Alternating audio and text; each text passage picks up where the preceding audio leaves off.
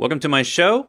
My name is Brett, and this is me live on the internet. And hopefully you hanging around for a little bit and watching and learning something about Docker's latest features. So before we get into that, let me just tell you what's going to happen. So today is just me. I'm not going to have any guests, so we can focus on your Q&A about what Docker announced at DockerCon, and that was a couple of weeks ago. Also, they just released a new beta today. We're going to get into that and talk about the new features that they released in the beta that they also showed off in the DockerCon keynote. And before we get to all of that, let me just thank all of you that are patrons of this show. So you can go to patreon.com/Brett Fisher, or you can just go to my website here and you can click on the Patreon button. And that's how you can get a couple of things. One is you can get all of the updates that I do throughout the week. These last couple of weeks have been a little slow just because of everything that's been going on around us. But don't worry, I'm still there. I'm still releasing stuff. We've got podcasts in the queue. We've got more live shows like this. I've got updates to the courses that we just had. And so, in fact, there's 2 events I want to talk about that are going to happen in the next week that I'm going to be a part of. So all of that happens on Patreon. Let me just show you what that looks like over here. So if you go over to the Patreon page, there's a couple of things you can do here. One, you can just say follow, and then you can use the Patreon app to follow all of my updates. So think of it kind of like your private, Twitter stream of just what I'm releasing, new things that I'm creating about DevOps, Docker, containers, all that stuff. And then you can, if you want, you can support me by basically buying me a couple of coffees a month. And that gets you some things. There's listed benefits there. If you're in the $5 High Fivers Club, then you get to be on a monthly DevOps hangout that we have, basically kind of like, like the water cooler Zoom meetup kind of thing, where we just hang out, talk about what we're doing in DevOps, talk about our challenges, what we've learned, and it's a good time. There's not too many people that show up for that every month, so everybody gets their own voice and everybody gets to chit-chat. And so, yeah, we do that.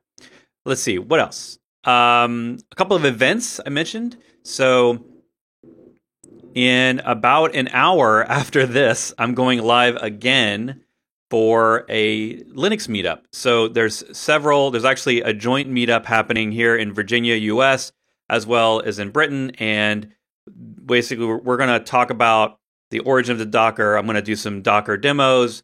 It's more going to be kind of like this, a Q&A, talking about the Docker basics and Compose basics, where that stuff's at now. So if you are new to all of this and you're just now finding my channel, you might also want to attend that. It's free, a free meetup on the internet, so you can attend that and get some more of those basics. Of course, you can take any of my courses. I now have four different courses that you can buy, all at that website that I think I showed you already over there on that side. Yeah, so you can get coupons for those and get those pretty cheap. And and then the other event, because that's not enough. Another event happening next week is Linode, the hoster, the cloud hoster, has released their new Kubernetes platform. So they are doing their own Kubernetes as a service. And so it's another way for you to run Kubernetes pods and all the different resources in Kubernetes without having to manage your own infrastructure. And I'm going to be hosting that show on Tuesday with a couple of guests from their engineering team that built the product.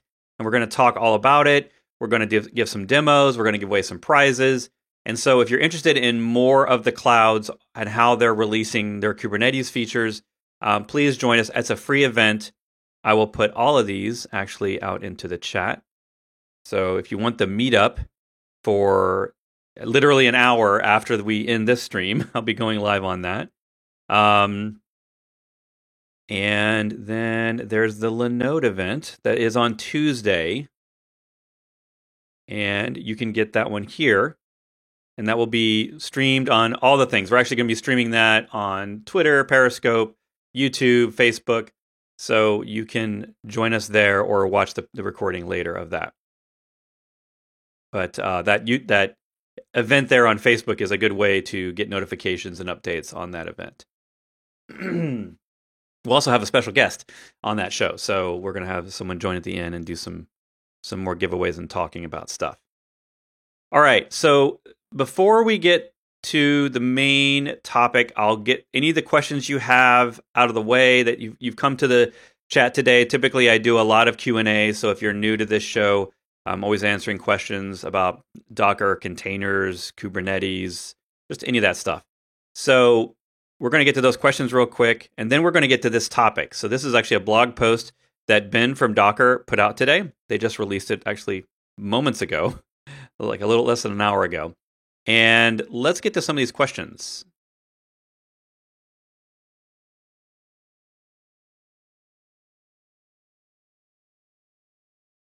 Thank you for all of you that have taken my course. So the people in chat that are talking about my courses, that's how I get a lot of new people on the show, is hanging out and finding this show from the courses. So thanks for taking those and supporting my work.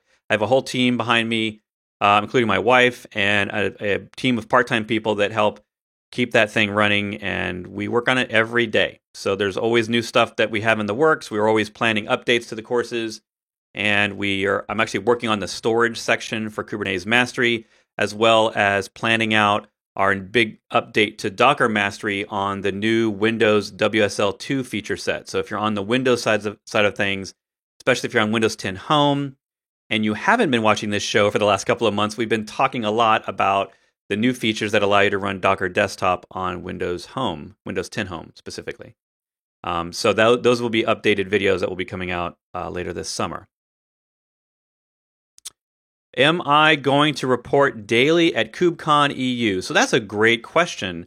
I just this week thought about maybe doing something live during KubeCon. So obviously this is a virtual event. I was going to present at that event, actually with Jerome Pedizzoni. He and I were going to do a workshop, but we felt like a pre-recorded workshop wasn't going to be as good as we had hoped. So we actually pulled that from KubeCon EU, so I will not be presenting at KubeCon. And we're going to resubmit that for KubeCon North America in Boston, and hopefully we'll be able to get back to real-world events later this year, and we can do a live workshop at KubeCon in Boston. So that means I have nothing to do for KubeCon other than register and attend like the rest of you. So what do you think I should do? I'm open up to opinions. I thought maybe I could do some live streaming, sort of watching the KubeCon together sort of thing, where we all are talking about the videos we're currently watching, because I'm assuming they'll have a lot for us to do during the day. And yeah, I'm not really sure what to do. So something live, something that would be complementary to us all learning from KubeCon, because there will be, I'm sure, lots and lots of content. So throw your ideas in the chat, and I will think about it, and then maybe we'll announce something close to the KubeCon about what we're going to do while KubeCon's going on. Thank you for all of the Udemy thanks. I appreciate it. Another question. Is Docker Swarm dead as open source resource? I see Kubernetes getting a lot of attention. So Richard, that is a common question. We get that every week. No, Swarm is not dead. It is just very slowly getting features. So Swarm kind of Docker released the features of Swarm, and they sort of left it at that. And at this point, we're getting features. We got new features this year, but they haven't been released in a major Docker release. So you haven't heard about those features because we're waiting on Docker to release their next big version sometime this year. So the Mirantis company, which is the company that bought a lot of the engineers and the closed source technologies from Docker, they have pledged public support for that. They like for SwarmKit and Swarm, basically saying they're going to build out a team and support that product. So we think that there's going to be a future. There's a potential for a team of people to be working on it. They've already released a new feature about jobs this year into the open source repos. So it's just a question of which tool you want to use. There's also Nomad. There's ECS, which is technically Azure's own custom container solution for orchestration. There's Nomad from HashiCorp. Or is it Rancher. No, HashiCorp. Sorry, I'm confused on that for a second. But there's lots of tools out there. So Kubernetes is not the only tool. It's just probably the most popular tool to talk about right now because all big companies are using it. But a lot of us that are doing small projects don't need Kubernetes, the complexity or the overhead of managing all that infrastructure. And so we still find uses for a lot of the other orchestration tools out there. And I don't think that Kubernetes is going to be the last one. But if you're trying to get a career in DevOps and orchestration and you're trying to find what tools you need to learn, I definitely think learning Docker first and then Kubernetes are expected at this point for you to learn that. All right. What else? So a daily summary highlights would be cool. Yeah. Yeah, I could do that. That would require a lot of work. I would have to watch all of the videos. So what we don't know is if videos are being released in real time, like DockerCon, where you actually attended a specific video and you couldn't watch it before, or you had to watch it in real time with everyone else. If they do that sort of thing, then yeah, that I guess that does make sense about what happened throughout the day. They may release a whole bunch of stuff at once. I'm not really sure yet. I haven't read through the details, so I think that has potential. So thanks for that idea. Let's see. We're looking at containers and Kubernetes in my company, but some of my colleagues are only asking why we should do it and what kind of problems it would solve.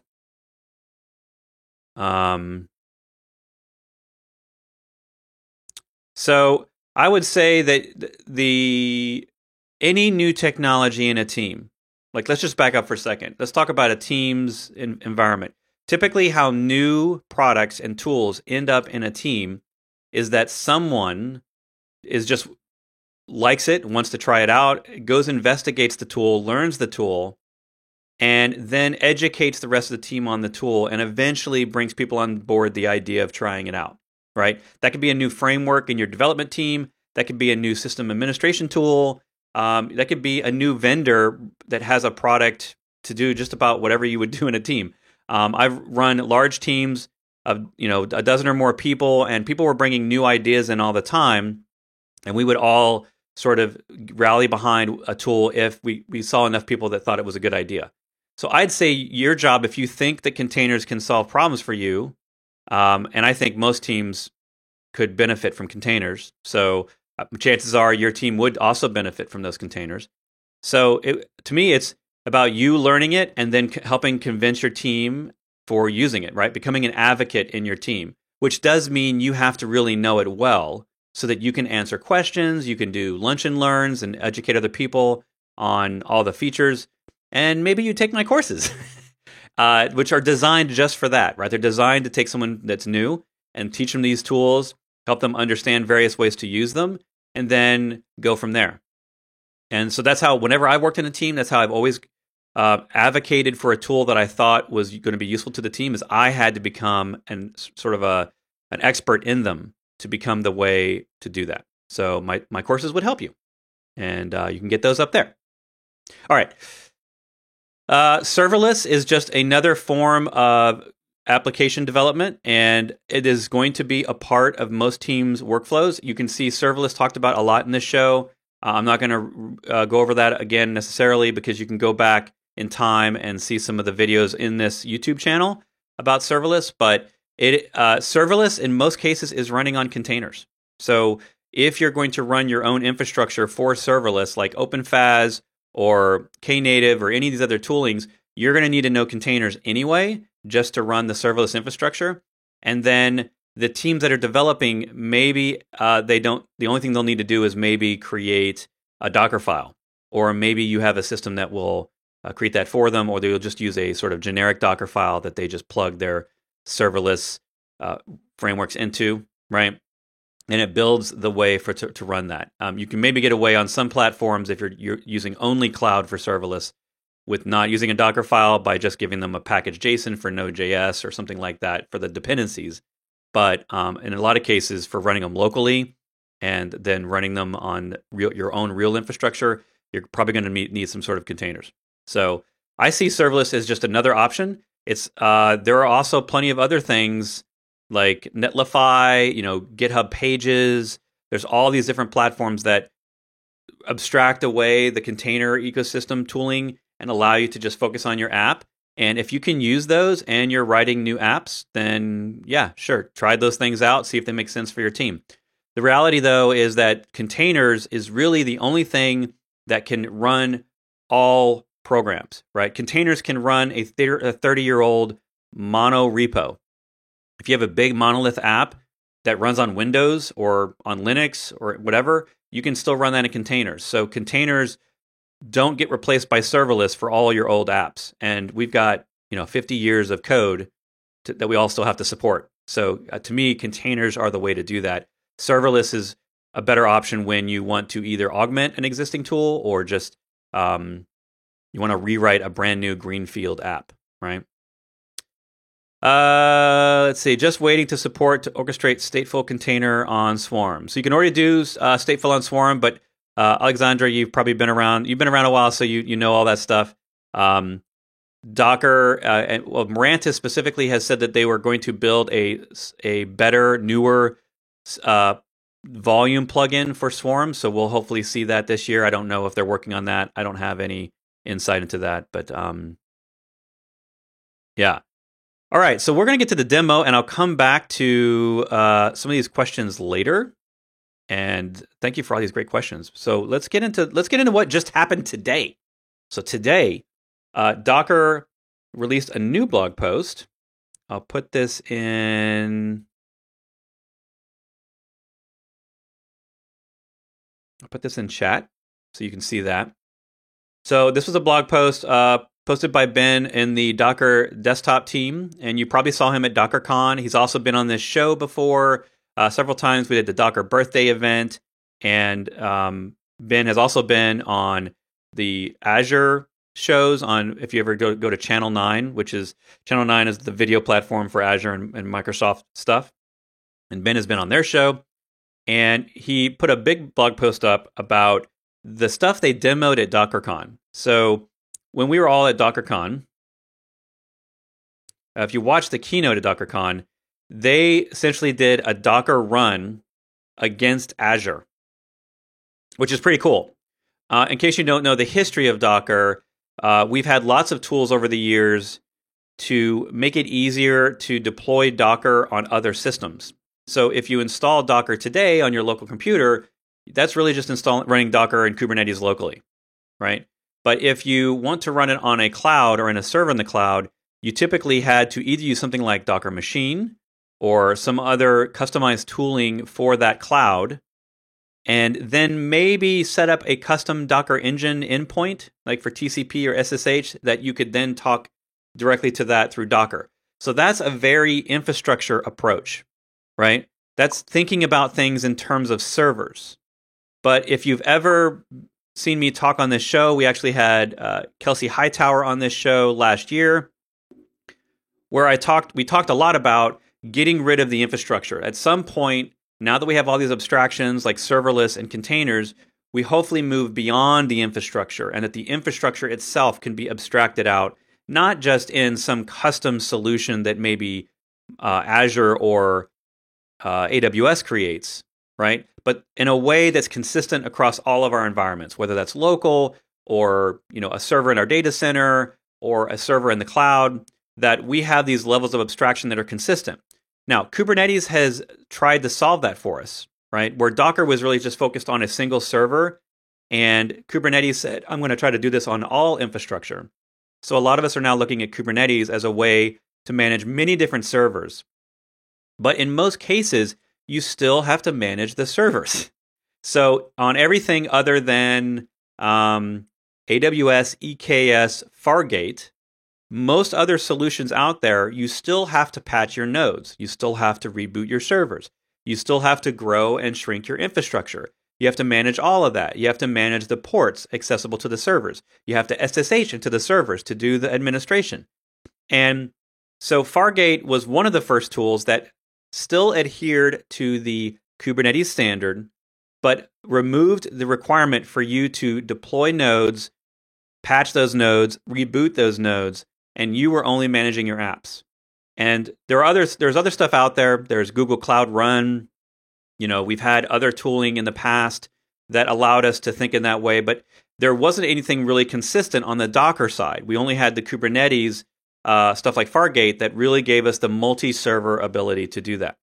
So Docker's now that they're back to being less focused on orchestration like Swarm, again, Mirantis is taking over the Swarm development, and Docker is getting back and focused on the developer experience of Docker. And so when you think of Docker, the company today, don't think so much of them as running orchestration or building orchestration for you. They're trying to solve developer problems, and those developer problems largely revolve around your local workflow. How do you get your containers to other people? How do you get your code to other people, or the code in your image to other people? And then how could you run quick things, easy things? Maybe it's a dev tool. Maybe it's just you doing a demo site. Maybe you just want to run up a simple example server. And in the past, if you've been around, you know that Docker Machine has been a tool we've used for years to basically install Docker on a server in the cloud. Let's see, pull this up. It basically would create a VM in the cloud and then install Docker on it for you. Well, Docker has slowly been deprecating this tool. And so a lot of people have asked questions about where is the future of Docker Machine? Is Docker not going to support anymore? Well, the answer to that is they're not adding any new features. And they've put it on their legacy list so that it's not going to get any more. It might still get security fixes. I'm not really sure on that. But basically, at this point, it still works. But if it starts breaking, we're not really sure what they're going to do. They may not fix it. So we need something else to use for Docker running on your machine and you quickly deploying a container somewhere in the cloud. And maybe you could do Kubernetes for that, right? You could use DigitalOcean's Kubernetes. You could use Fargate for that. You could use Google Cloud Run. But each one of those tools has their own workflow, their own process for how you're going to have to do that. And so Docker has started this new concept around what if you change your context in the Docker command itself, and the context is now pointing to a cloud API, not a cloud server, because that's Docker Machine. And we'd have to get away from thinking about machines and individual servers and start thinking about infrastructure as being a layer we're outsourcing that to the cloud. We don't care about that. So ACI is Azure's container infrastructure. I think it actually he talks about it here. Stands for Azure Container Instances. And it allows us to abstract out the infrastructure so that we don't necessarily have to patch a server, reboot a server, maybe something like that, and that we can simply deploy a container and it's running in the cloud. So Docker has now built this new context into the command line. This is a couple of years old. And we can shift that context and run it, basically do Docker commands like Docker run, Docker PS. And instead of it acting on a Docker engine locally, it's technically talking to Azure's API. And Azure's API is then translating it into whatever Azure speaks in terms of containers. So don't think of this as Docker talking to Docker. Think of this as Docker talking to cloud APIs directly. And it keeps us from having to use other tooling like the AWS CLI or the Azure CLI to do that work. All right? That's where we are today. So that's what Docker demoed at DockerCon. And then we didn't have that code. But so today we have that code. So you can go to this blog post. You can sign up for the beta and get this new release. You can also, if you're on Edge edition of Docker Desktop, you can now update your Docker Edge. And Docker Edge should get you this latest release that will have the new command line. And so we're going to run through that. I'm going to demo that here in a minute. And by means, I am no expert. I've only had this for an hour, just like you. So I'm not necessarily an expert on that. Let's see if we have any questions on this so far.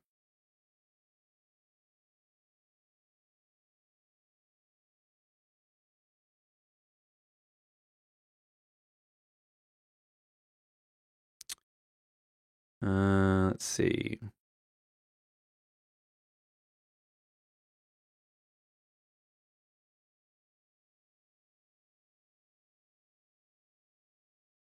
So one of the questions was, what do you think the next big thing is in Docker? Well, it might be this. It might be that Docker becomes an easier tool for developers to share running code in containers by deploying applications, not necessarily production applications, and we'll get in that in a minute, but this is not necessarily something that you would replace production with from the Docker command line. But hey, if it's a personal project, if it's just a testing tool, or you're just showing it to other developers, in the past, we have to share our screen and share it to a developer that way. But maybe these are the ways that Docker is going to allow us to use our local Docker tooling to easier share code, share apps running in containers, stuff like that.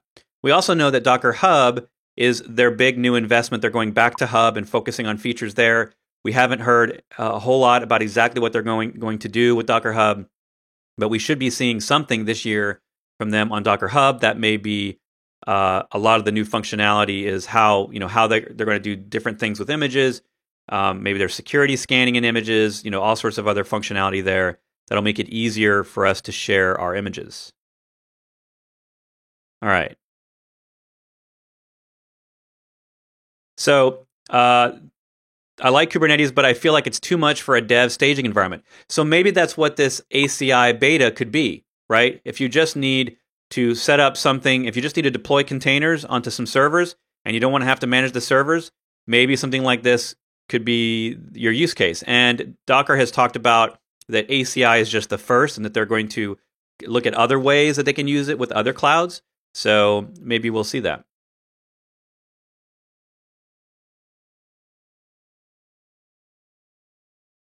So from your talk about this Docker context, is it limited to just running Docker rather than Swarm services and stacks? And the web page, it sounds like it is limited to Docker Compose. All right, so let's go to the demo. Let's just look at the command line. And I'm going to, oops, nope, don't want to do that. We want to go to iterm.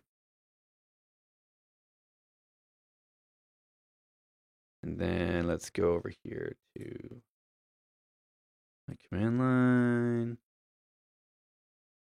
All right, so the Docker context command is not new.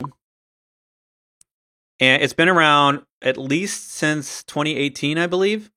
2018, 2019 was the year that they released Docker context. So it works a lot like kube control context. You can point Docker at different Docker engines. And now with this new ACI, you can now point it at a cloud, not just a Docker server. And that Docker context will work with any Docker command. So, for example, if I do a Docker context ls, if I zoom out a little bit, it's going to be kind of small. But what it essentially is showing you there is on the right, you can see the endpoints right over here. This part right here. That's the endpoint. So that's the Docker system that I'm managing, and I can choose which one I want to manage with any Docker command. So I can change it permanently. I can use it inside of commands, very similar to kube control context. And you can see I have, for example, this is a swarm. So I have a 3-node swarm in the cloud, and this is me using certificates, SSH certificates, to manage that cluster. This is the default. So if you do on your own machine Docker context ls now, you will probably see the default, and you'll notice that Docker Desktop sets it up. And so this works for any Docker command, right? And then you can see that I'm also doing some stuff here where I'm actually managing Kubernetes servers. This isn't necessarily for me to run kube control against this, because this only changes the context of the Docker command. But what it does do is it allows me to mess around with Docker on that Kubernetes server. So if I have a Kubernetes server that's running the Docker engine as its container runtime, then I could use this to to do Docker PS on that Kubernetes server. And the way I'm doing that is through the SSH config, right? I'm going into the SSH config and I set up all the parameters for the right certificate for SSH, the right SSH key essentially, the name, the IP address, the user, all that stuff. And then you can see up here, I'm sort of hard coding it. And you can go back, if you look in my YouTube channel, I have multiple videos on context, and you can find those if you just searched on YouTube inside my channel. All right. So in this case, if I do a Docker context ls, you will see that the asterisk is on my default, but I have this new temp one. And I'm going to back out. I'm going to do all this for you so you can see how easy this is. So the first step one is have an Azure account. So go get an Azure account. If you go look at the blog article will give you a link to sign up for a certain amount of Azure for free. So it says a $200 credit for 30 days. So you can do that on the blog post. And you can then sign up. So then you need that account. And then the next thing you need to do is from your command line is you do a Docker login Azure. Instead of just doing a Docker login, which would then log you into Docker Hub, or you can actually use a Docker login command to log into a different registry.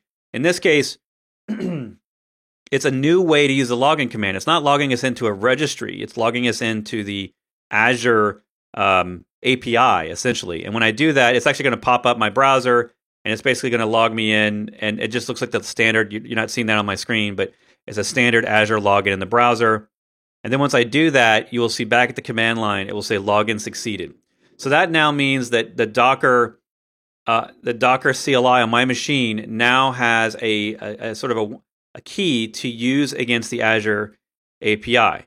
So if I use that Docker context ls, you'll notice that I have this temp one here, but I should delete that. So I'm going to delete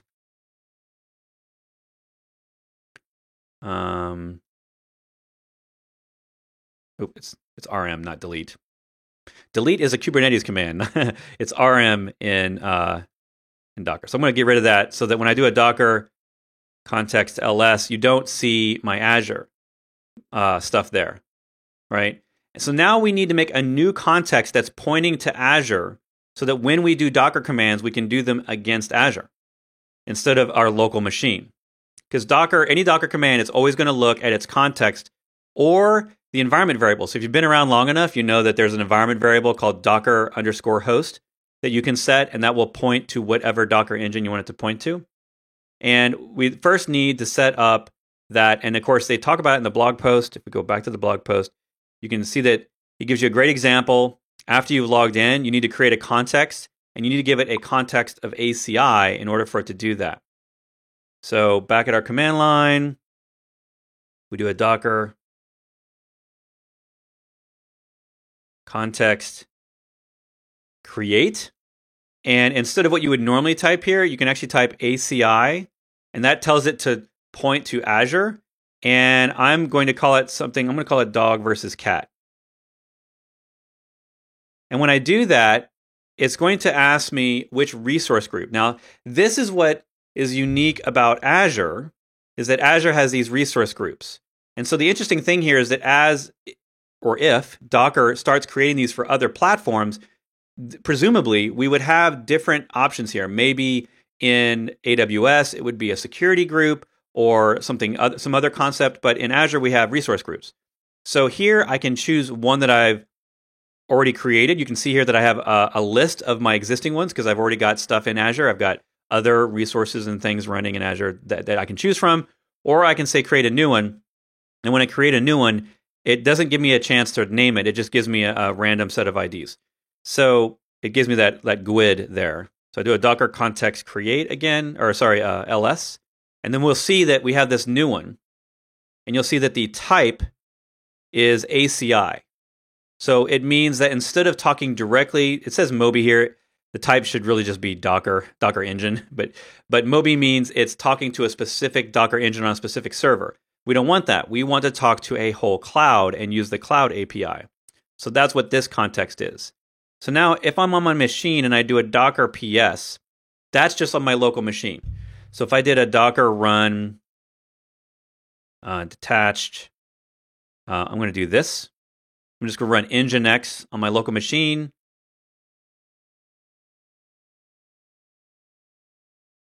All right. And then if I went to my browser, I just make sure that that's still running on my machine. So localhost 8080.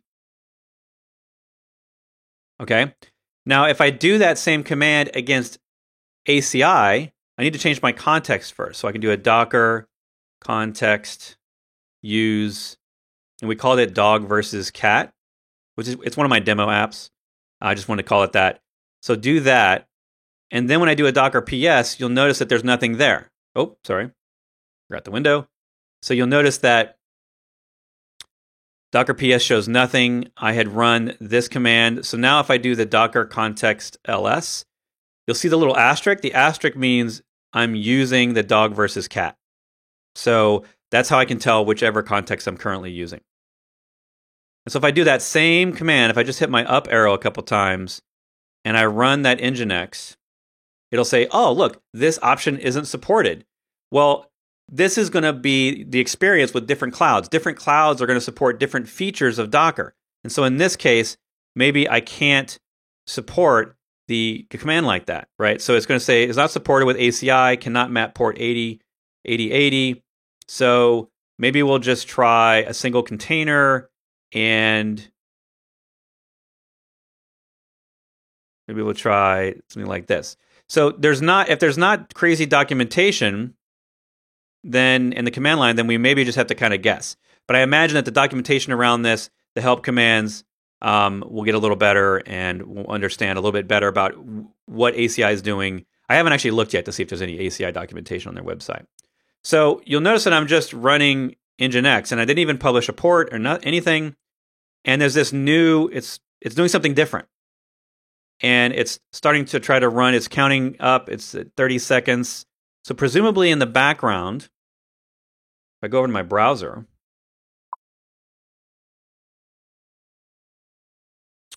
let's refresh in my Azure portal.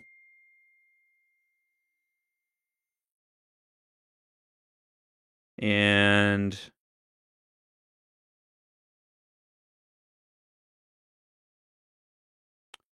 let's see if I can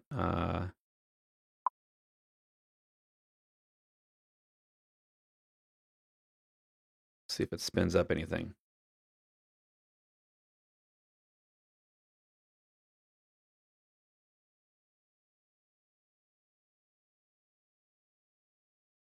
All right, so it looks like it either created the container or it created the machine.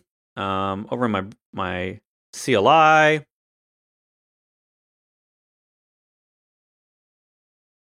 That suggestion, you're asking about my CLI, that is OhmyZSH. So just look up OhmyZSH, and there's a plugin for auto, there's several autocomplete plugins for OhmyZSH.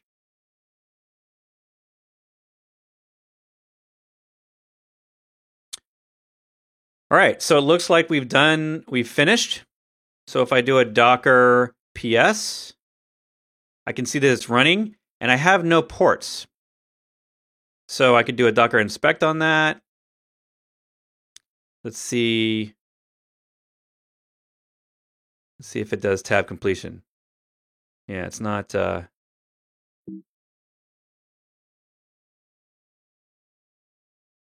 it's trying to do tab completion. It's taking forever. All right, so we're going to do docker ps, docker container. Let's see.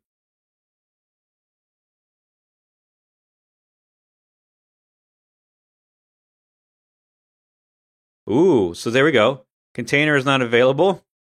So let's just try the inspect command. All right, so this is all we get back. This is a much shorter inspect than we see with a regular inspect command on a container, right? And that's because we're talking to an API. We're not talking to a Docker engine, right? We're just talking to that API. So we can see that I'm running Nginx. I have memory limit of 1. That might be 1 gigabit. I'm not really sure. Gigabyte. I'm not sure what that means. All right, let's see what else we can do with this.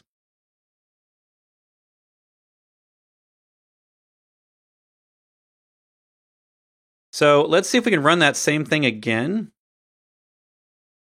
And this time I'm going to try port 80. Now what's interesting is it allowed me to do that. So now I know that, okay, maybe I can't specify a custom port, but the port 80, at least for this, maybe it's common ports. Not really sure of those rules yet, but by the way, if you're someone who's poked around in this stuff more than me, more than I have, and maybe you know some documentation on the limits of this ACI interface, then okay, so that was a little faster. I'm not sure why it took less time, but let's do a Docker PS again. All right, so this time, now I can see a port, and it's showing me a IP address and port for that container that I published the port on. So let's pull that up.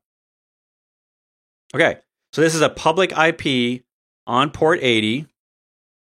You can see it's just a standard Nginx interface. And it's kind of hard to see there, but you can see that's the IP address that it showed inside the Docker PS command. So I don't know. I feel like if I'm running containers locally and I'm doing Docker Compose locally, this is probably the fastest way to just launch that image on the internet. Now, this image does have to be in a registry, right? So it can't just be your local code. The blog post will actually walk you through this. It'll explain that you need to build your image, and push it to Docker Hub or some other registry, because ACI, the Azure containers, can't see your local machine. So they're going to need this to be in an image somewhere on the internet or somewhere in Azure that those Azure instances can check out. Now the other, let's do some questions, by the way. Let me just make sure that we've got all the questions answered here.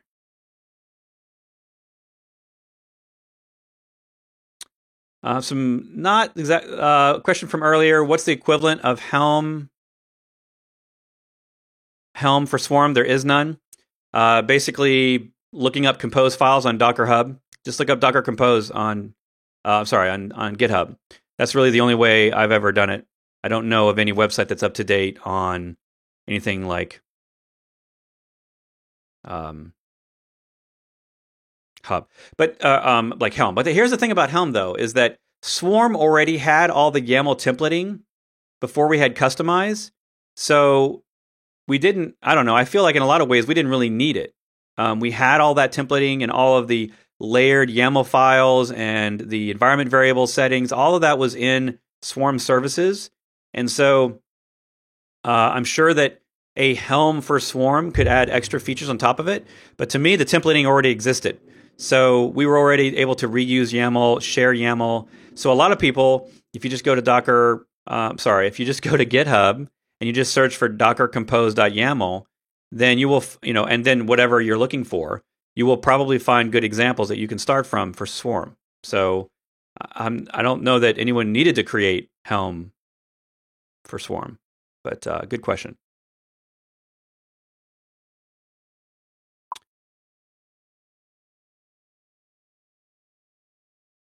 Let's see. Thanks for this demo. I currently use Docker Machine for my Flask project. I use DigitalOcean for production. I feel like there should be a smoother way to deploy my app. What do you suggest? I suggest that you try out DigitalOcean's Kubernetes. And that will set up Kubernetes for you. It will manage upgrades. And then you can do something. You can use a kubectl manifest file, right? So you can use a Kubernetes manifest in YAML, and it can create your load balancers that automatically create load balancers on DigitalOcean, like real DigitalOcean load balancers. It'll deploy your pods, and then you still need to manage the instances themselves, but and how many instances you have and stuff like that. But in terms of deploying containers, it's probably as easy as setting up a 3-node swarm manually. But if you set up a 3-node swarm yourself, then you've got to manage those servers. So I don't know. I think that Kubernetes on DigitalOcean is a pretty easy way to do it. I do that. I have some things running on their Kubernetes infrastructure, and it's pretty easy to use. And then if you want, you can opt into the automatic Kubernetes upgrades that they will do for you. Let's see. So let's see. Evidently, there's some issues on the Docker context commands. So yeah, like any open source software, or any software in general, there's going to be bugs. So I haven't run into any specific issues on context myself. But I don't run an entire company of servers on the context, right? I have maybe a half a dozen that I'm switching to between any given time, and so. If I'm using CI, if I'm using continuous integration, I don't tend to use the context command. I tend to do it in line with the Docker host command and the other environment variables. So if I need to, for example, have Docker talk to another server inside of my continuous integration or continuous deployments, I'm usually doing the Docker host environment variable and setting it to the exact server I need to go to, rather than using the context commands themselves. And that's just because I've always done it that way. And to me, in that way, context doesn't really add much more functionality, so I'd rather just do that. So I don't know if that helps you, but Docker Compose in production, yes or no? In most cases, no. You would use something like Docker Swarm or Kubernetes. Or in this case, if you only need a single server and you're only running one container or a couple of containers, just do this ACI thing. It is cloud infrastructure, and you don't have to install it. But Docker's saying don't use ACI in production, but that's mostly because it's not going to scale to large infrastructures. It's not going to dynamically grow and shrink. Like, that's more for what orchestration is. But if you're thinking of Docker Compose can only talk to one server. So if you're already thinking you're going to use Docker Compose, I assume that you're limited to one server. And in that case, I would probably pick a single server swarm or something like this ACI or Google Cloud Run, stuff like that, small infrastructures. I would probably not use Docker Compose.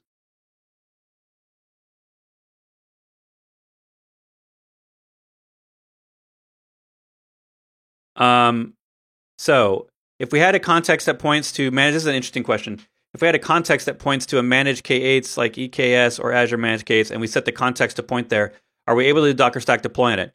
No. And so here's the thing about the context command for Docker is it has to point to either the new ACI or to a single Docker engine. And if you're deploying a cloud's Kubernetes, there is no Docker installed. So if you do, EKS or any other cloud Kubernetes, they're almost always using containerd as the runtime for the Kubernetes servers. Now, if you installed Kubernetes yourself and a manually installed cluster, you could then tell your Docker context to talk to Docker Engine. But in the cloud, typically, when they're automating their own deployments, they're not using Docker underneath. They're using containerd. So you couldn't do that. But if you had Docker installed and then you did a Docker Swarm init underneath Kubernetes, then technically, yes, you could be using both orchestrators at once. If you ever did Docker Enterprise, the Docker Enterprise tooling technically did this. You could actually run Swarm and Kubernetes on the same nodes.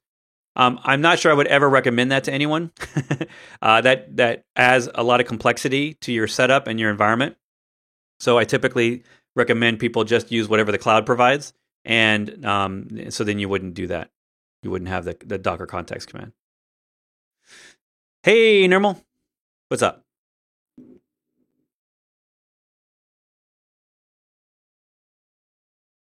Yeah, so you would build. Yeah, I think I answered that question. You wouldn't have if you're using Swarm in development.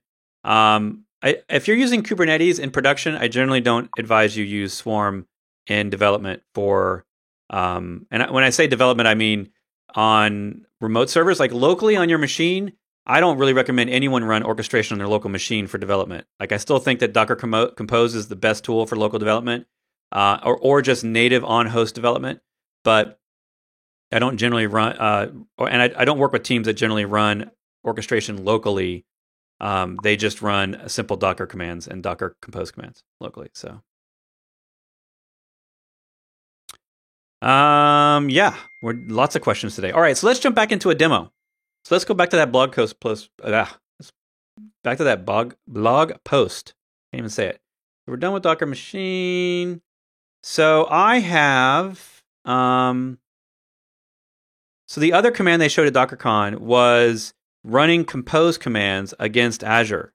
So let's do that. And by the way, warning, I have never tried this. So let's see what we can do. Let's see if I can break it. All right. Let's see. Docker.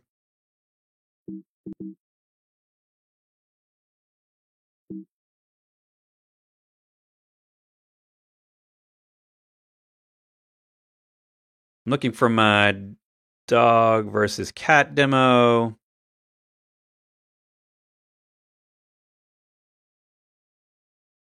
All right, so if you haven't seen my dog versus cat demo is a really simple demo. Excuse me. My dog versus cat repo is a really simple demo that usually it uses Swarm typically. I'll put this in the chat. All right. And it has some pretty simple examples of running stuff on Swarm. And one of those is the voting app. So Docker has a bunch of their own demos. So Docker voting demo. So we've got this repo here. And see if we can find one that uses the internet.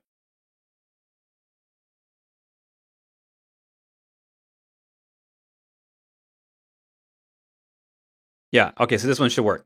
Cool. So what I'm doing is I'm finding a standard regular compose file that could run, it runs images from the registry. So, and that, I think that was the stack simple. Yeah, so we'll try that. So what I'm going to do is I'm going to try to, let me see if I can find.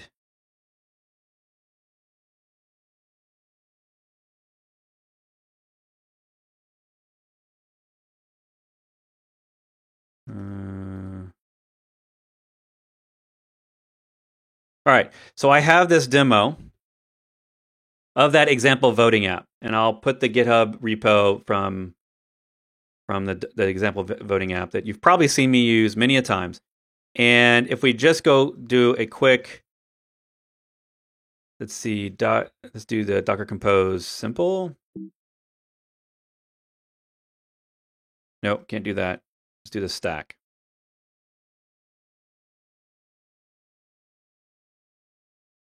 Docker stack simple. Okay, let's do that. All right, so you'll see in here that we're doing, this has multiple containers, right? We've got Redis, we've got an example voting app, we've got a database backend, we've got a result app, we've got a visualizer, we've got certain ports. So I have no idea if this is going to work. Let's, so that's called the Docker stack, right? So let's see if we can deploy this against ACI. So if I do a Docker context, remember we got to check our context, ls. I'm currently talking to ACI. And then Docker, and then in this case, our command can't have the dash in it. We're not using the Docker dash compose. We're using a new command from Docker called Docker compose with a space. So that's a little bit different than what we have all been used to in the past. But what it's doing is it's using new features in the Docker command line instead of new features in the Docker compose command line. So in this case, we're doing a Docker compose. Can I do an F here? Let's try this. I don't know if this will work.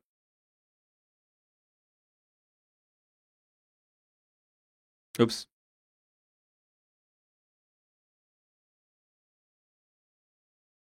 Okay, so we're gonna edit that file. We're just gonna call it Brett.yaml. And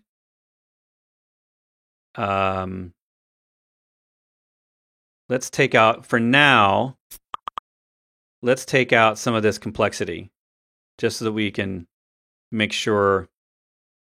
And we're going to take out the databases just to see what works and what doesn't.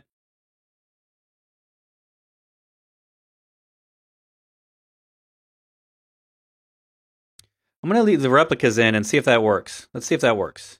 And then ports, we'll see if the ports work.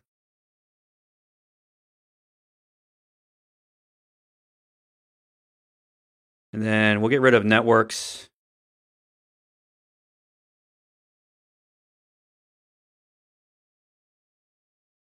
And then we're going to get rid of the visualizer because that's a testing tool.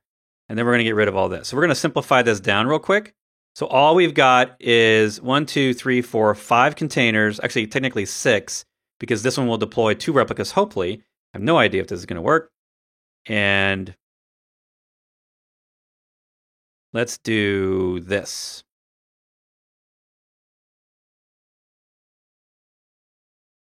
All right, port mapping cannot map. Okay, so let's go back. We're going to change this to 80. 80. So we want those 2 to be public, and we want the rest to be private.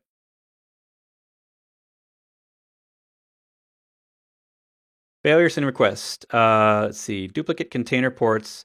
Duplicate ports not found in container group. Ports should be unique in the container group. I have no idea what that means. So let's go take a look at that file. Example voting app.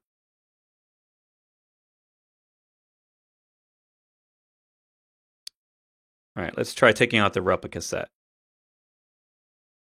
Nope, still getting that error.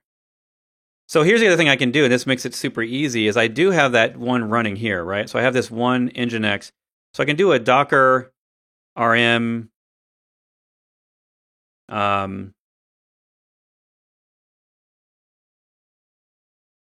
Docker RM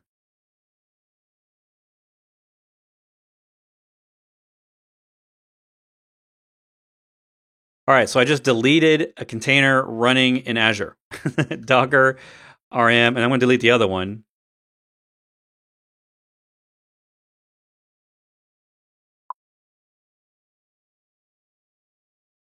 There we go.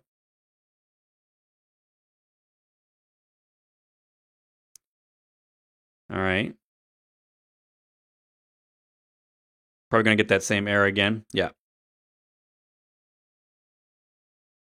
All right, so the challenge here is that it won't let me do port mappings. Maybe I can do this, where it dynamically allocates ports.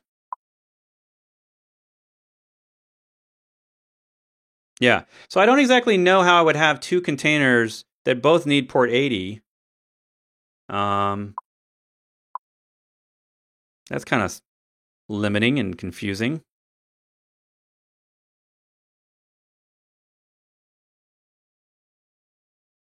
So if I do this, I'm assuming it won't work, right? Because it says it won't do port mappings.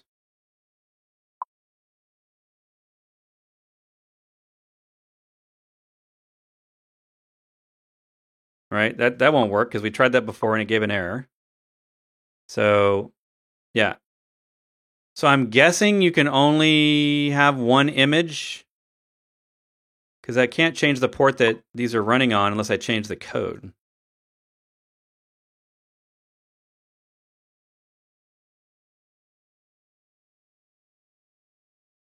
Yeah, that's a bummer. I don't know how to do that.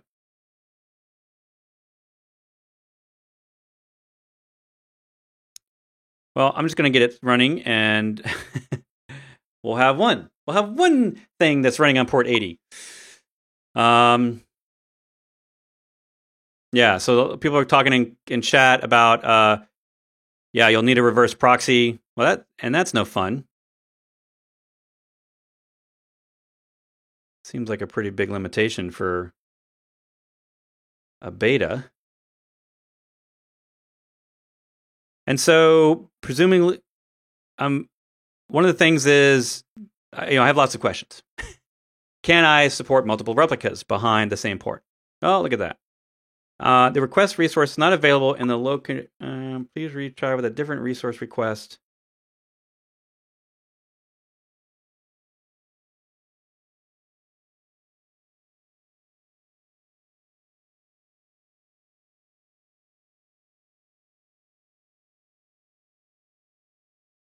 Huh. All right. So I don't know if you saw that, but it basically gave me, I do not have resources. And I have no idea what to do there. So I'm going to give up. Well, it's 2 o'clock anyway, and I got to go. So this was, I was sort of hoping I would get it working, but I have no idea what I'm doing with it. So I'm going to have to definitely read up on some of the documentation. Hopefully Docker and the AWS stuff. Well, now I have no containers running, so now I'm not going to be able to see those containers running in here. But I was hoping to also see that stuff listed in my account, but I don't see that in there. So maybe I'll have a better demo in the future. One of the other demos I also want to do as we wrap this up is I want to do a demo of actually taking a machine that's using WSL1, so a Windows machine that has been patched with the new 2004 patch, and go through the process of updating from WSL to WSL2, and then updating Docker Desktop, and then getting the whole new experience running. And so I plan to do something like that later this month, or next month rather. And yeah, so thanks for joining. And I think I got all your questions, most of these questions. If I didn't get your questions, I apologize. I think the only last question I saw was on BAT. BAT is its own standalone utility. If you just go to GitHub and search BAT, that is a command line tool for displaying text files. And that's not related to the shell. So that's that one. And all right, I'll be back here next week. So please come back next Thursday, and I may or may not have a guest. I don't know what we're going to do next week. So you can see that if you sign up on my Patreon page. You'll be getting notifications about things that are going on and upcoming events. And I will be live in an hour, in case you want to join me. I'll be live in an hour over here for a meetup of the Linux user groups. And we're going to be talking about Docker and Compose basics. So you want to go check out that. And if you're interested in signing up for my Patreon to support this live stream that I do every week, and you can go over to the Patreon page. So thanks a lot for joining, and I will see you next week here on YouTube Live, Periscope, and all the other places. Bye.